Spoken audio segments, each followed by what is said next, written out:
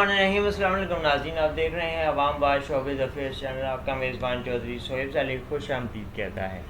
नाज़रीन, गुज़िश्ता कुछ अरसे से निजी टीवी चैनल्स पर नशर होने वाले पाकिस्तानी ड्रामों में एक ही तरह के मौज़ूआत को बहुत ज़्यादा ज़ेर बहस लाया जा रहा है, जिनमें शादी और फिर तलाक़ के मामलात को काफ़ी ज़्यादा दिखाया जा रहा है, जिस पर नाज़रीन की बड़ी तादाद ने तनकीद भी की है और रवायती कहानियों से बेजार आते हुए नाज़रीन की बड़ी तादाद इसको छोड़ के वेब सीरीज़ पे जाती हुई दिखाई दी है।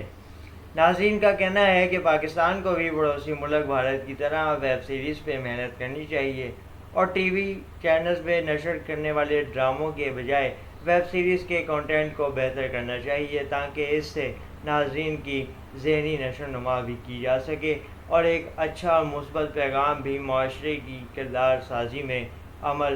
अपना किरदार अदा कर सके और किरदार साजी में और माशरे को आगे लेके जाने में मुस्बत रोल अदा करे।